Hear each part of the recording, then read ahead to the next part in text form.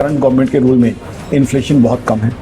अब ये जो महंगाई बढ़ी है, इस स्टेट ऑफ हॉर्मुज ना खुली आने वाले 10 से 15 दिन तो ये सीपीआई इन्फ्लेशन रेट 5% तक पहुंच सकता है। देख रहे हैं इंडिया इनसाइड न्यूज़, आपके साथ मैं हूं प्रांशु ढोंडियाल। दोस्तों, पक्ष और विपक्ष में ये चर्चा बनी रहती है कि जो महंगाई दर है वो हम देख रहे हैं, जब अभी हमारा देश आर्थिक तंगी या विश्व यूँ कहें कि इस वॉर के समय में किस तरीके से जो इन्फ्लेशन रेट है वो कहीं ना कहीं जो है हमें बढ़ता नज़र आ रहा है और डॉलर की कीमतें साथ ही साथ बढ़ती नज़र आ रही हैं। इस पर हमारे साथ विस्तार से बात करने के लिए सीनियर इकोनॉमिस्ट आकाश जिंदल जी मौजूद हैं। आइए उनसे बात करेंगे। सर, बहुत बहुत स्वागत है आपका हमारे चैनल पे। सर, अगर हम देखें जब अभी अकॉर्डिंग टू सीपीआई जो इन्फ्लेशन रेट चल रहा है कि कैसे देखते हैं इसे? देखिए, 3.48% का इन्फ्लेशन रेट एक हाई इन्फ्लेशन रेट है।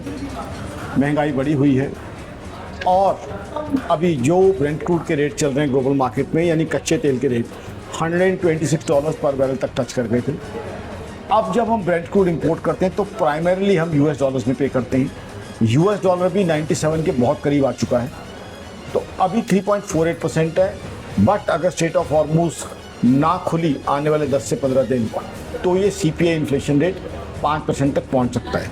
ये तो है सीपीआई इन्फ्लेशन रेट। दूसरा होता है WPI inflation, wholesale inflation. Already 42 महीने के हाई 8.3% पे पहुंच चुका है, तो ऑलरेडी महंगाई बढ़ी हुई है। उसके बाद जो है देखिए, मिल्क प्राइसेस बढ़ी हैं, डीजल पेट्रोल प्राइसेस बढ़ी हैं, सीएनजी प्राइसेस बढ़ी हैं, तो इन सब का इम्पैक्ट भी सीपीआई पे अभी आना है। तो अब स्टेट ऑफ हॉर्मुज अगर 15 दिन और नहीं खुलती तो 5% का सीपीआई होने की संभावना है। जी, अच्छा, अगर सर हम बात करें जो पक्ष और विपक्ष में प्रत्यारोप और आरोपों का खेल चलता रहता है कि कांग्रेस बोलती है कि बीजेपी के टाइम पे जो है महंगाई ज़्यादा है, बीजेपी वाले बोलते हैं कांग्रेस के टाइम पे महंगाई ज़्यादा थी। आप बताएं सर, जनता को आखिरकार हकीकत क्या है? देखिए, ऐसा है, आज की महंगाई जो है इसको आप इस कॉन्टेक्स्ट में देख सकते हैं। दिसंबर जनवरी में देखते हैं अगर, तो ये महंगाई 1% से भी कम थी। तो जब 1% से भी कम थी तो दिख रहा है कि करंट गवर्नमेंट के रूल में इन्फ्लेशन बहुत कम है। अब ये जो महंगाई बढ़ी है, इसको हम किसी पार्टी को एट्रीब्यूट नहीं कर सकते, क्योंकि ये ग्लोबल रीजंस की वजह से है। हम सब जानते हैं यूएस ईरान इजराइल इशू चल रहा है, स्टेट ऑफ हॉर्मुज ब्लॉक्ड है, उसकी वजह से ही ब्रेंट क्रूड जो $70 पर बैरल से नीचे था आज 126 तक टच कर चुका है। उसी वजह से डॉलर 97 के पास पहुंचा हुआ है। तो इसलिए इसको मैं किसी पॉलिटिकल पार्टी की ना बात करके एक ग्लोबल फैक्टर की बात करूंगा, जो कि सारी दुनिया को पता है कि एक ग्लोबल फैक्टर है जिसकी वजह से स्टेट ऑफ हॉर्मुज बंद हुआ है। तो इसलिए जो है इसको इंडिया कॉन्टेक्स्ट ना लेके ग्लोबल कॉन्टेक्स्ट लूँगा। और ये हिंदुस्तान में नहीं, दुनिया की बाकी कंट्रीज़ में भी हुआ है। बहुत सी कंट्रीज़ में तो यहाँ तक करना पड़ा है हालात को देखते हुए कि उन्होंने पेट्रोल डीजल की राशनिंग की है, कईयों ने वर्क फ्रॉम होम मैंडेटरी कर दिया है। तो एक ग्लोबल इशू है। और अच्छा सर, अगर एज अ सीनियर इकोनॉमिस्ट हम देखें तो किस तरीके से आप देखते हैं आने वाले टाइम में महंगाई और किस तरीके से जो वेजेस हैं कैसे होनी चाहिए? देखिए, आने वाले टाइम में महंगाई और बढ़ सकती है। अगर स्टेट ऑफ हॉर्मुज ना खुला तो सीपीआई 5% के ऊपर जा सकता है।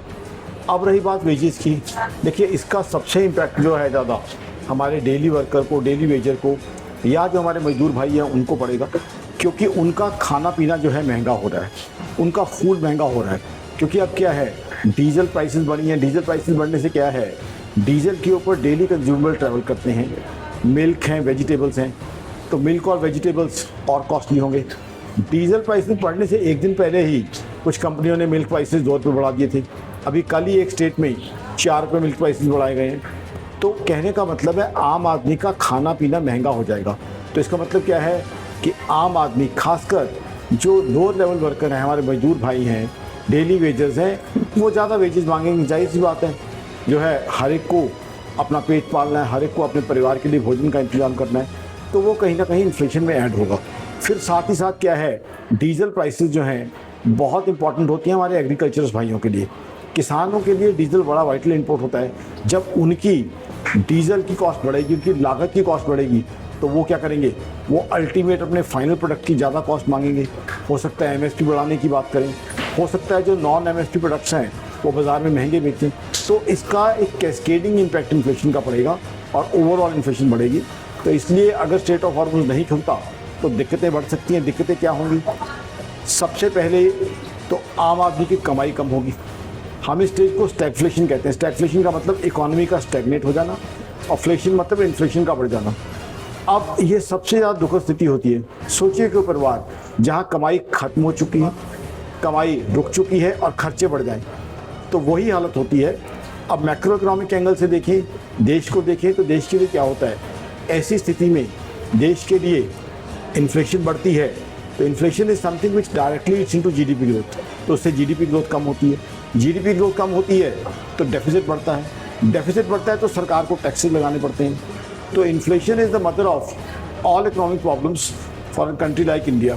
तो इसलिए जो है मैक्रो इकोनॉमिक एंगल से भी ये दिक्कत वाला है और आम आदमी के लिए भी दिक्कत वाला है। तो इसलिए बहुत ज़रूरी है कि स्ट्रेट ऑफ हॉर्मुज़ खुले, oil and gas sufficient quantity में इंडिया में अवेलेबल हो और प्राइसेस डाउन आए।